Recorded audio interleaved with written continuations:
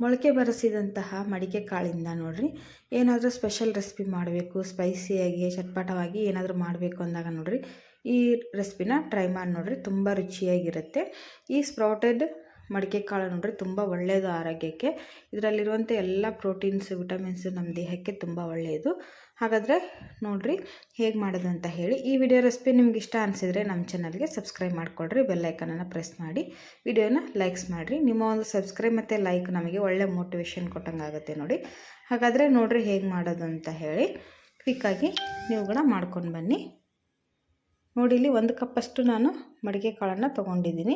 ಇದನ್ನು ಒಂದಿನ ನೈಟೆಲ್ಲ ನಾನು ಬಾಕ್ಸಲ್ಲಿ ಹಾಕಿಟ್ಟಿದ್ದೆ, ಅಂದರೆ ಚೆನ್ನಾಗಿ ಮೊಳಕೆ ಬರುತ್ತೆ ಅಂತ ಹೇಳಿ.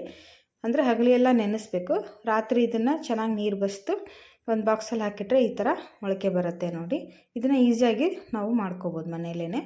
ಈಗ ನಾನು ನೋಡಿರಿ ಒಂದು ಕುಕ್ಕರನ್ನು ತೊಗೊಂಡಿದ್ದೀನಿ. ಇದಕ್ಕೆ ನಾನು ತೊಗೊಂಡಂತಹ ಮಡಿಕೆ ಕಾಳನ್ನು ಹಾಕ್ತಾಯಿದ್ದೀನಿ.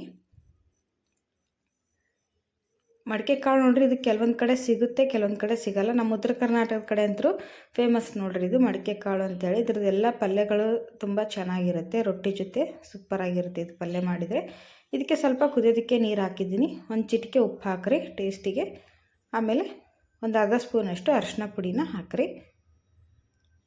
ಅಂದರೆ ಈ ಕಾಳು ಬೇಯೋದಕ್ಕೆ ಎಷ್ಟು ಬೇಕೋ ಅಷ್ಟು ನೀರನ್ನು ಹಾಕಿದ್ದೀನಿ. ನಾನು 1 ಗ್ಲಾಸಷ್ಟು ನೀರನ್ನು ಹಾಕಿದ್ದೀನಿ.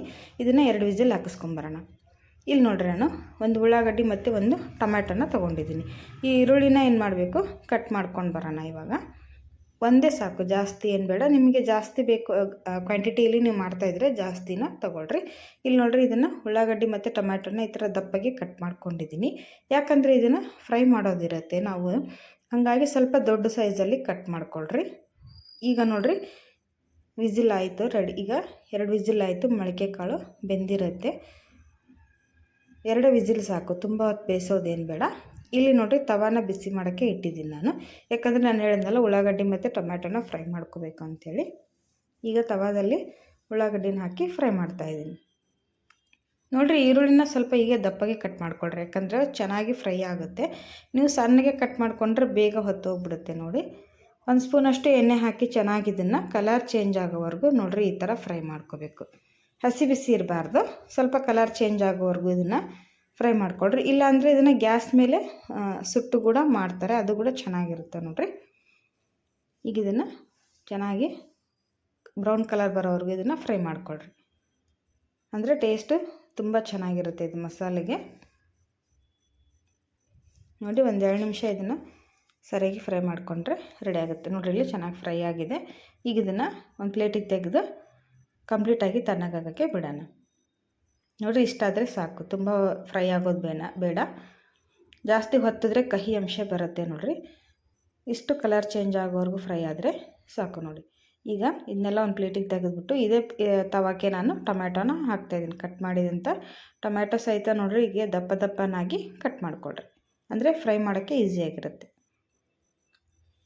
ನಾವು ಉಳ್ಳಾಗಡ್ಡಿ ಮತ್ತು ಟೊಮ್ಯಾಟೊನ ಎರಡೂ ಸೇರಿಸಿ ಫ್ರೈ ಮಾಡ್ತಾಯಿಲ್ಲ, ಯಾಕೆಂದರೆ ಉಳ್ಳಾಗಡ್ಡಿ ಬೇಗ ಫ್ರೈ ಆಗುತ್ತೆ, ಟೊಮ್ಯಾಟೊ ಸ್ವಲ್ಪ ಫ್ರೈ ಆಗೋಕ್ಕೆ ಟೈಮ್ ತೊಗೊಳುತ್ತೆ. ಹಾಗಾಗಿ ನಾವೇನು ಮಾಡಿದ್ವಿ, ಸ್ವಲ್ಪ ಫಸ್ಟು ಉಳ್ಳಾಗಡ್ಡಿನೆಲ್ಲ ಫ್ರೈ ಮಾಡ್ಕೊಂಡು ತಗೊಂಡ್ಬಿಟ್ಟು ಆಮೇಲೆ ಟೊಮ್ಯಾಟೊ ಹಾಕಿ ಫ್ರೈ ಮಾಡಿರಿ, ಈಸಿ ಆಗುತ್ತೆ ನಿಮಗೆ. ನೋಡಿ ಇಲ್ಲಿ ಈ ಥರ ಇದನ್ನು ಚೆನ್ನಾಗಿ ಫ್ರೈ ಮಾಡಿಕೊಡ್ರಿ. ಟೊಮ್ಯಾಟೊ ಚೆನ್ನಾಗಿ ಫ್ರೈ ಆದರೆ ಒಳ್ಳೆ ಟೇಸ್ಟ್ ಕೊಡುತ್ತೆ ಇದು ಕೂಡ.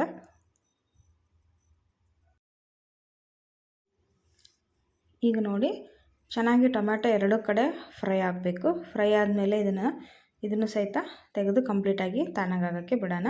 ಯಾಕಂದರೆ ಇದನ್ನು ಗ್ರೈಂಡ್ ಮಾಡೋದು ಇರೋದ್ರಿಂದ ನಾವು ನೋಡಿರಿ ಕಂಪ್ಲೀಟಾಗಿ ತಣ್ಣಗಾದ್ಮೇಲೆ ನಾವು ಇದನ್ನು ಯೂಸ್ ಮಾಡಬೇಕು. ನೋಡಿರಿ ಈ ಥರ ಫುಲ್ ಟೊಮ್ಯಾಟೊಲಿರುವಂಥ ನೀರಿನ ಅಂಶ ಕಡಿಮೆ ಆಗಬೇಕು. ಆ ರೀತಿ ಡ್ರೈ ಆಗಿ ಇದನ್ನು ಫ್ರೈ ಮಾಡಿಕೊಡ್ರಿ, ಆವಾಗ ಒಳ್ಳೆ ರುಚಿ ಬರುತ್ತೆ ನೋಡಿರಿ. ನೋಡಿ ಚೆನ್ನಾಗಿ ಫ್ರೈ ಆಗಿದೆ. ಇದನ್ನು ಸಹಿತ ತೆಗೆದು ನಾನು ಪ್ಲೇಟಿಗೆ ಹಾಕ್ತಾಯಿದ್ದೀನಿ. ಈಗ ಇದೇ ತವ ಚೆನ್ನಾಗಿ ಬಿಸಿಯಾಗಿದ್ದರೆ ಫ್ಲೇಮನ್ನು ಇದರಲ್ಲೇ ನಾನು ಇಲ್ಲಿ ನೋಡಿರಿ ಹಸಿ ತೆಂಗಿನಕಾಯಿನ ಹಾಕ್ತಾಯಿದ್ದೀನಿ ನೋಡಿರಿ. ಇದನ್ನು ಸಹಿತ ಚೆನ್ನಾಗಿ ಫ್ರೈ ಮಾಡ್ಕೋಬೇಕು. ನೀವಿಲ್ಲ ಅಂದರೆ ಒಣ ಕೊಬ್ಬರಿ ಇದ್ದರೂ ಅದನ್ನು ಬಳಸ್ಬೋದು. ಹಸಿ ತೆಂಗಿನಕಾಯಿ ಟೇಸ್ಟ್ ಚೆನ್ನಾಗಿರುತ್ತೆ ನೋಡಿರಿ. ಇದನ್ನು ಫ್ರೈ ಮಾಡಿ ಹಾಕೋದ್ರಿಂದ ಅದ್ರ ಘಮ ಇರುತ್ತಲ್ವ, ತುಂಬ ಚೆನ್ನಾಗಿ ಬರುತ್ತೆ ರೆಸಿಪಿಗೆ. 1 ಸ್ಪೂನಷ್ಟು ಎಣ್ಣೆ ಹಾಕಿ ಇದನ್ನು ಚೆನ್ನಾಗಿ ಫ್ರೈ ಮಾಡ್ಕೊತಾ ಇದ್ದೀನಿ ನೋಡಿರಿ. ಇದು ಕೂಡ ಕಲರ್ ಚೇಂಜ್ ಆಗಬೇಕು, ಅಲ್ಲಿವರೆಗೂ ಇದನ್ನು ಫ್ರೈ ಮಾಡಿಕೊಡ್ರಿ. ಡ್ರೈ ಕೋಕೋನಟ್ ಥರ ಆಗಬೇಕು ಇದು. ಸ್ವಲ್ಪ ಇದನ್ನು ಲೋ ಫ್ಲೇಮ್ ಇಟ್ಟು ಚೆನ್ನಾಗಿ ಖಡಕ್ ಆಗೋವರೆಗೂ ಫ್ರೈ ಮಾಡಿಕೊಡ್ರಿ. ಆವಾಗ ರೆಸಿಪಿ ತುಂಬ ಚೆನ್ನಾಗಿ ಬರುತ್ತೆ, ಅಂದರೆ ಮಸಾಲೆ ತುಂಬ ಚೆನ್ನಾಗಿ ಬರುತ್ತೆ ನೋಡಿರಿ. ನಿಮಗೆ ತಿಕ್ನೆಸ್ ಜಾಸ್ತಿ ಬೇಕು ಅನ್ನೋರು ತೆಂಗಿನಕಾಯಿನ ಇನ್ನೂ ಜಾಸ್ತಿ ಬಳಸ್ಬೋದು. ನಾನಿಲ್ಲಿ ಸ್ವಲ್ಪನೇ ಒಂದು ಅರ್ಧ ಕಪ್ನಷ್ಟೇ ಹಾಕಿದ್ದೀನಿ ನೋಡಿ. ಈ ಥರ ಚೆನ್ನಾಗಿ ಕಲರ್ ಚೇಂಜ್ ಆಗೋವರೆಗೂ ಇದನ್ನು ಫ್ರೈ ಮಾಡಿಕೊಡ್ರಿ. ಇಷ್ಟ ಆದರೆ ಸಾಕು ನೋಡಿ. ಇದನ್ನು ಕೂಡ ಪ್ಲೇಟಿಗೆ ತೆಗೆದಿಡ್ರಿ. ಇದು ಬ್ರೌನ್ ಕಲರ್ ಆಗಬೇಕು ಪೂರ್ತಿಯಾಗಿ, ಅಲ್ಲಿವರೆಗೂ ಇದನ್ನು ಫ್ರೈ ಮಾಡಿಕೊಡ್ರಿ.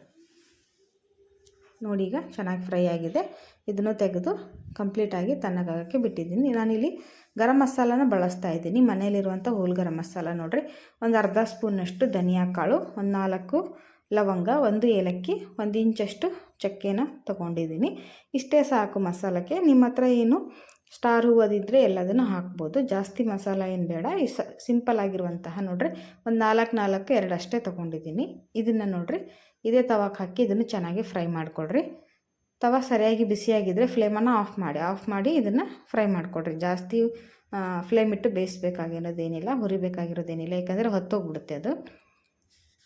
ತವ ಏನು ಬಿಸಿ ಇರುತ್ತೆ ಅದರಲ್ಲೇ ಜಸ್ಟ್ ಇದನ್ನು ಫ್ರೈ ಮಾಡಿದರೆ ಸಾಕು. ಸ್ವಲ್ಪ ಡ್ರೈ ರೋಸ್ಟ್ ಆದರೆ ತುಂಬ ಚೆನ್ನಾಗಿರುತ್ತೆ ನೋಡಿರಿ. ಇದು ಕೂಡ ಚೆನ್ನಾಗಿ ಫ್ರೈ ಆದಮೇಲೆ ಇದನ್ನು ಒಂದು ಕಪ್ಪಿಗೆ ಹಾಕಿ ತೆಗೆದಿಟ್ಕೊಳ್ರಿ. ನೋಡಿರಿ ಸರಿಯಾಗಿ ಫ್ರೈ ಆಗಿದೆ ಆಗಲೇ. ಜಾಸ್ತಿ ಹೊತ್ತೇನು ತೊಗೊಳ್ಳೋದಿಲ್ಲ ಮಸಾಲೆ ಎಲ್ಲ ಫ್ರೈ ಆಗೋಕ್ಕೆ. ನೋಡಿರಿ ಇಷ್ಟ ಆದರೆ ಸಾಕು. ಈಗ ಇದನ್ನು ಕೂಡ ಒಂದು ಪ್ಲೇಟಿಗೆ ತೆಗೆದು ಎಲ್ಲದನ್ನು ಕಂಪ್ಲೀಟಾಗಿ ತಣ್ಣಗಾಗೋಕ್ಕೆ ಬಿಡೋಣ. ನೋಡಿರಿ ಇಲ್ಲೆಲ್ಲದನ್ನು ತೋರಿಸ್ತಾ ಇದ್ದೀನಿ ನಾನು. ಫ್ರೈ ಮಾಡ್ಕೊಳ್ಳೋಂಥ ಟೊಮೆಟೊ, ಕೊಬ್ಬರಿ, ಉಳ್ಳಾಗಡ್ಡಿ ಮತ್ತು ಧನಿಯಾ ಕಾಳು, ಲವಂಗ, ನಾನೇನು ಡ್ರೈ ಮಸಾಲ ತೋರಿಸಿದ್ನೋ ಎಲ್ಲದನ್ನು ಹಾಕಿದ್ದೀನಿ. ಇದನ್ನು ತಣ್ಣಗಾಗೋಕ್ಕೆ ಬಿಟ್ಟಿದ್ದೀನಿ. ಇಲ್ಲಿ ನೋಡಿರಿ ಕಂಪ್ಲೀಟಾಗಿ ತಣ್ಣಗಾದ್ಮೇಲೆ ಮಿಕ್ಸರ್ ಜಾರ್ ತೊಗೊಳ್ರಿ. ಮಿಕ್ಸರ್ ಜಾರಿಗೆ ನಾವು ಫ್ರೈ ಮಾಡಿದಂಥ ಎಲ್ಲ ಸಾಮಗ್ರಿಗಳನ್ನು ಹಾಕಿ ನೈಸಾಗಿ ಗ್ರೈಂಡ್ ಮಾಡ್ಕೊಂಬರೋಣ. ನಾವೆಲ್ಲ ಇಂಗ್ರೀಡಿಯೆಂಟ್ಸನ್ನು ಹುರಿದಿರೋದ್ರಿಂದ ನೋಡಿರಿ ಮಸಾಲ ತುಂಬ ಚೆನ್ನಾಗಿ ಬರುತ್ತೆ, ಫ್ಲೇವರು ನೋಡಿರಿ. ಈಗ ಇದನ್ನು ಗ್ರೈಂಡ್ ಮಾಡ್ಕೊಂಬರೋಣ. ಫೈನಾಗಿ ಗ್ರೈಂಡ್ ಮಾಡಬೇಕು, ತರಿಯಾಗಿರಬಾರ್ದು.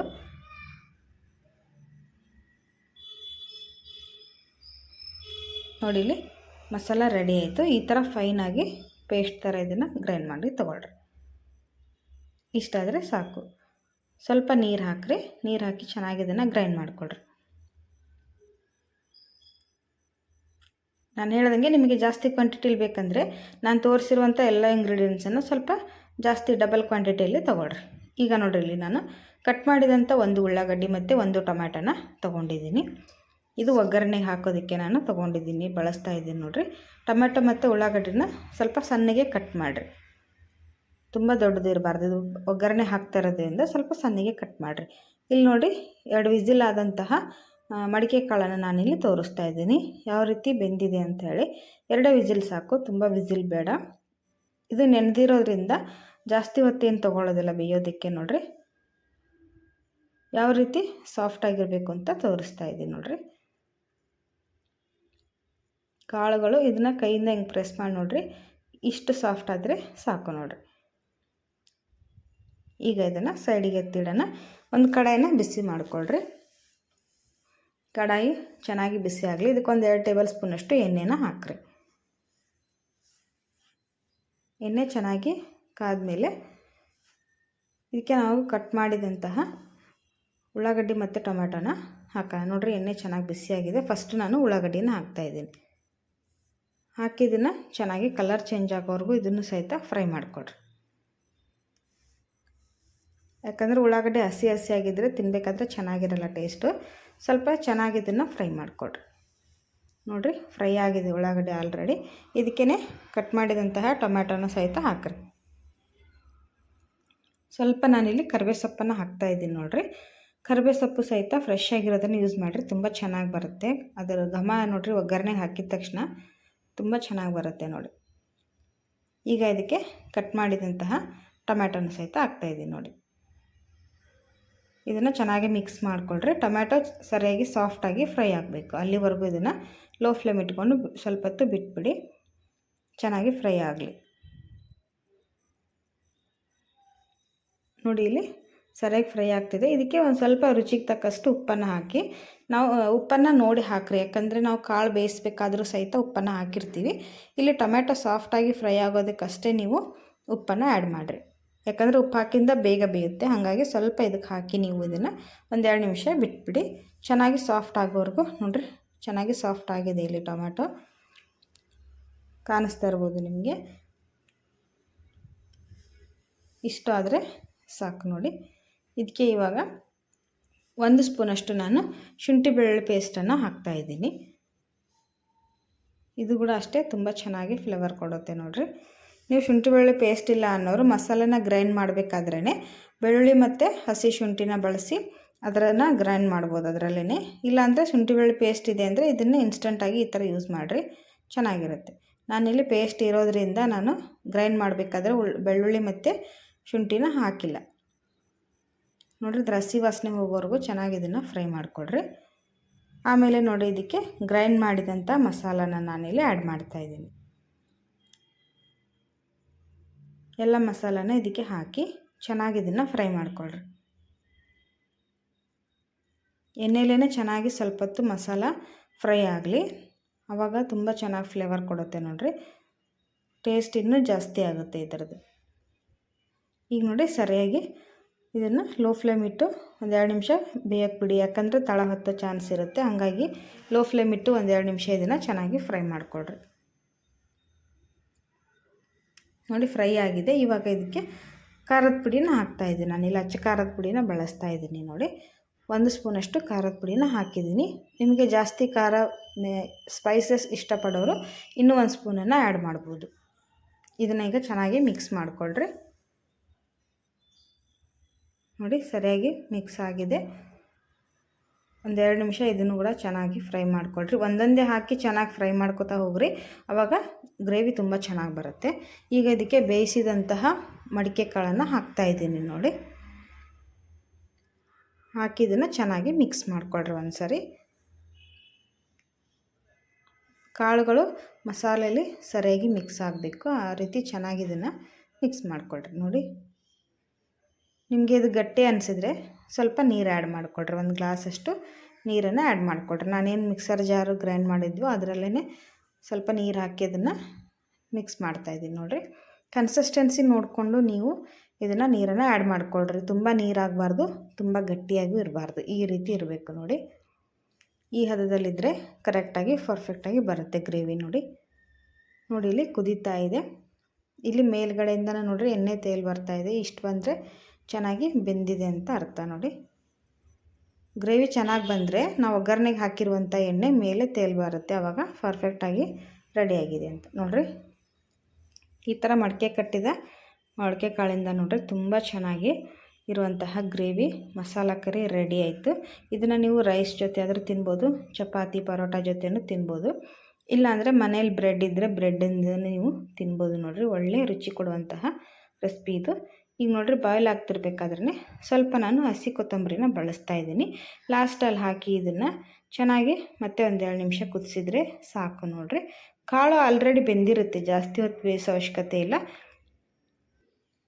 ಗ್ರೇವಿ ಅಷ್ಟೇ ಬೆಂದರೆ ಸಾಕು. ನೋಡಿರಿ, ಚೆನ್ನಾಗಿ ಬಾಯ್ಲ್ ಆದಮೇಲೆ ಇದನ್ನು ಆಫ್ ಮಾಡಿ ನೋಡಿ ಸರ್ವ್ ಮಾಡೋಣ. ನೋಡಿರಿ, ಎಷ್ಟು ಕಲರ್ಫುಲ್ಲಾಗಿ ಬಂದಿದ್ದೇನೋ, ಅಷ್ಟೇ ತಿನ್ನೋಕ್ಕೆ ಒಳ್ಳೆ ರುಚಿಯಾಗಿರುತ್ತೆ.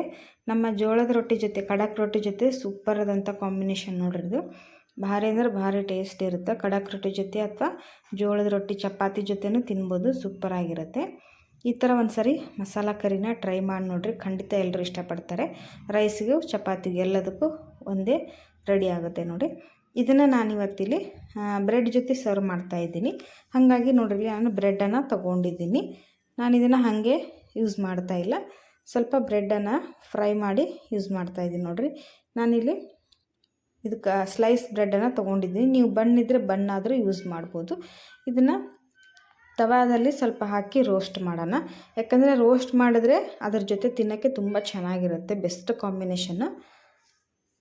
ಸ್ವಲ್ಪ ಇದನ್ನು ತುಪ್ಪ ಹಾಕಿಬಿಟ್ಟು ಚೆನ್ನಾಗಿ ಇದನ್ನು ಫ್ರೈ ಮಾಡಿಕೊಡ್ರಿ. ನಾನಿಲ್ಲಿ 4 ಬ್ರೆಡ್ಡನ್ನು ಬಳಸ್ತಾ ಇದ್ದೀನಿ. ನೋಡಿರಿ, ನೀವು ಬಣ್ಣಿದ್ರೆ ನಾನು ಹೇಳ್ದಂಗೆ ಬನ್ನನ್ನು ಯೂಸ್ ಮಾಡ್ಬೋದು. ಈ ರೀತಿ ಒಂದು ಸಾರಿ ನೀವು ಇದನ್ನು ರೋಸ್ಟ್ ಮಾಡಿ ತಿಂದು ನೋಡಿರಿ, ತುಂಬ ಅದ್ಭುತ ರುಚಿ ಕೊಡುತ್ತೆ ನೋಡಿ. ಒಂದು ಸೈಡೆ ಫ್ರೈ ಆಗಿದೆ, ಈಗ ಇನ್ನೊಂದು ಸರಿ ತಿರುಗಿಸಾಕ್ತಾ ಇದ್ದೀನಿ. ನೀವು ಬ್ರೆಡ್ ಇಲ್ಲ ಅಂದರೆ ನಾನು ಹೇಳ್ದಂಗೆ ರೊಟ್ಟಿ ಜೊತೆ ಆದರೂ ತಿನ್ಬೋದು, ತುಂಬ ಚೆನ್ನಾಗಿರುತ್ತೆ. ಇಲ್ಲ ಬ್ರೇಕ್ಫಾಸ್ಟಿಗೆ ಏನಾದರೂ ಕ್ವಿಕ್ಕಾಗಿ ನಾವು ರೆಡಿ ಮಾಡಬೇಕು, ಡಿಫ್ರೆಂಟ್ ಆದ ರೀತಿಯಲ್ಲಿ ಏನಾದರೂ ಮಾಡಬೇಕು ಅಂದಾಗ ಈ ಥರ ಕಾಳುಗಳಿಂದ ನಾವು ಈ ರೆಸಿಪಿನ ಟ್ರೈ ಮಾಡಿ ನೋಡಿರಿ. ಮಕ್ಕಳು ಕೂಡ ತುಂಬ ಇಷ್ಟಪಡ್ತಾರೆ. ಮಾಮೂಲು ಮಕ್ಕಳು ಕಾಳುಗಳನ್ನು ತಿನ್ನೋಕ್ಕೆ ಸ್ವಲ್ಪ ಹಿಂಜರಿತಾರೆ. ಈ ಥರ ಸ್ಪೈಸಿಯಾಗಿ ಮಾಡಿಕೊಟ್ಟು ನೋಡಿರಿ, ತುಂಬ ಇಷ್ಟಪಟ್ಟು ತಿಂತಾರೆ ನೋಡಿರಿ. ಲಂಚ್ ಬಾಕ್ಸ್ ಕೂಡ ನೀವು ಹಾಕ್ಬೋದು ನೋಡಿ. ಬ್ರೆಡ್ ಎಲ್ಲ ಫ್ರೈ ಆಗಿದೆ, ಇದನ್ನು ನಾನು ತೆಗಿತಾ ಇದ್ದೀನಿ. ಇಲ್ಲಿ ಪ್ಲೇಟಿಗೆ ಹಾಕಿ ಸರ್ವ್ ಮಾಡೋಣ ಇವಾಗ. ನೋಡಿ, ಬಿಸಿ ಬಿಸಿಯಾದಂತಹ ಮಡಿಕೆ ಕಾಳಿನ ಮಸಾಲ ಜೊತೆ ಬ್ರೆಡ್ಡನ್ನು ನಾನು ಸರ್ವ್ ಮಾಡ್ತಾಯಿದ್ದೀನಿ ನೋಡಿರಿ. ಸೂಪರಾಗಿರುತ್ತೆ.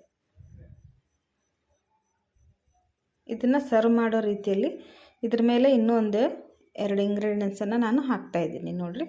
ಇದ್ರ ಜೊತೆ ಹೀಗೆ ತಿಂತಾಯಿದ್ರೆ ಸೂಪರಾಗಿರುತ್ತೆ. ಇದಕ್ಕಿನ್ನೂ ಎಕ್ಸ್ಟ್ರಾ 2 ಇಂಗ್ರೀಡಿಯೆಂಟ್ಸನ್ನು ಸೇರಿಸ್ತಾ ಇದ್ದೀನಿ. ಏನಂದರೆ ನೋಡಿರಿ, ಮನೇಲಿ ಸೇವ್ ಇರುತ್ತಲ್ವ, ಸೇವನ್ನು ಬಳಸ್ರಿ. ಹಸಿ ಉಳ್ಳಾಗಡ್ಡಿನ ಹಾಕ್ತಾಯಿದ್ದೀನಿ ನೋಡಿರಿ. ಚಿಕ್ಕ ಚಿಕ್ಕ ಪೀಸು ಕಟ್ ಮಾಡಿ ಹಾಕ್ಕೊಳ್ರಿ. ಈರುಳ್ಳಿ ತುಂಬ ಚೆನ್ನಾಗಿರುತ್ತೆ. ಆಮೇಲೆ ಸ್ವಲ್ಪ ಹಸಿ ಕೊತ್ತಂಬರಿನ ಹಾಕ್ತಾಯಿದ್ದೀನಿ ಮೇಲೆಯಿಂದ. ಆಮೇಲೆ ಸೇವನ್ನು ಹಾಕ್ತಾಯಿದ್ದೀನಿ ನೋಡಿರಿ. ಮಿಕ್ಸ್ಚರ್ ಕೂಡ ಒಳ್ಳೆ ಟೇಸ್ಟ್ ಕೊಡುತ್ತೆ ಇದ್ರ ಜೊತೆ. ಹೀಗೆ ಮೇಲೆ ಹಾಕ್ಕೊಂಡು ತಿಂತಾಯಿದ್ರೆ ಸೂಪರ್ ಇರುತ್ತೆ ನೋಡಿ. ಇದಕ್ಕೆ ಸ್ವಲ್ಪ ನಿಂಬೆಹಣ್ಣು ಹಿಂಡಿಬಿಟ್ಟು ನೋಡಿರಿ, ಒಳ್ಳೆ ಅದ್ಭುತವಾದಂತಹ ಟೇಸ್ಟಿ ಕೊಡುವಂಥ ಮಸಾಲ ಭರಿತ ಸ್ಪೈಸಿ ಆದಂಥ ಮಡಿಕೆ ಕಾಳು ಮಸಾಲ ಜೊತೆ ಬ್ರೆಡ್ಡು ತಿಂತಾಯಿದ್ರೆ ಸೂಪರಾಗಿರುತ್ತೆ ನೋಡಿರಿ. ಒಂದು ಸಾರಿ ಆದರೂ ಟ್ರೈ ಮಾಡಿ ನೋಡಿರಿ, ಖಂಡಿತ ಎಲ್ಲರೂ ಇಷ್ಟಪಡ್ತಾರೆ. ದೊಡ್ಡವರಿಂದ ಹಿಡಿದು ಮಕ್ಕಳವರೆಗೂ ಪ್ರತಿಯೊಬ್ಬರು ಇಷ್ಟಪಡ್ತಾರೆ. ನಾನಿಲ್ಲಿ ಟೇಸ್ಟ್ ಮಾಡಿ ಹೇಳ್ತೀನಿ ನೋಡಿ ಹೇಗೆ ಬಂದಿದೆ ಅಂಥೇಳಿ. ಸ್ವಲ್ಪ ಇದ್ರ ಮೇಲೆ ನಿಂಬೆಹಣ್ಣಿನ ರಸ ಹಿಂಡ್ತಾ ಇದ್ದೀನಿ. ಹುಳಿ ಹುಳಿಯಾಗಿ ತುಂಬ ಚೆನ್ನಾಗಿರುತ್ತೆ. ಬ್ರೆಡ್ ಕೂಡ ನೋಡಿರಿ ಚೆನ್ನಾಗಿ ರೋಸ್ಟ್ ಆಗಿದೆ ನೋಡಿ. ಬ್ರೆಡ್ ಜೊತೆ ಈ ಥರ ಹಂಚ್ಕೊಂಡು ತಿಂತಾಯಿದ್ರೆ ಸೂಪರಾಗಿರುತ್ತೆ ನೋಡಿರಿ. ವಾವ್, ಎಷ್ಟು ಟೇಸ್ಟಿಯಾಗಿದೆ, ನೋಡಿದ್ರೇ ಬಾಯಲ್ಲಿ ನೀರು ಬರ್ತಾಯಿದೆ, ಅಷ್ಟು ರುಚಿಯಾಗಿದೆ. ಹಾಗಾದರೆ ತಡ ಯಾಕೆ, ಇವತ್ತೇ ನೀವು ಕೂಡ ಟ್ರೈ ಮಾಡಿ ನೋಡಿರಿ. ತುಂಬ ಅಂದರೆ ತುಂಬ ಇಷ್ಟಪಡ್ತಾರೆ. ನೀವು ಬ್ರೇಕ್ಫಾಸ್ಟ್ ದಿನ ಮಾಮೂಲಿ ಎಲ್ಲ ತಿಂದು ಬೇಜಾರಾದಾಗ ಈ ಥರ ಒಂದ್ಸರಿ ಟ್ರೈ ಮಾಡಿ ನೋಡಿರಿ. ಮನೇಲಿ ಬ್ರೆಡ್ ಇದ್ದರೆ ಈ ಥರ ಮೊಳಕೆ ಕಟ್ಟಿದ ಕಾಳಿಂದ ಈ ಥರ ಒಂದು ರೆಸಿಪಿ ಇದ್ದರೆ ಸೂಪರಾಗಿರುತ್ತೆ ನೋಡಿರಿ. ಹಾಗಾದರೆ ಇಷ್ಟ ಆಗಿದೆ ಅನ್ಕೊತೀನಿ ಫ್ರೆಂಡ್ಸ್. ಇಷ್ಟ ಅನಿಸಿದರೆ ಲೈಕ್ಸ್ ಮಾಡಿರಿ, ಶೇರ್ ಮಾಡಿರಿ, ಸಬ್ಸ್ಕ್ರೈಬ್ ಮಾಡಿಕೊಡ್ರಿ. ಬಾಯ್.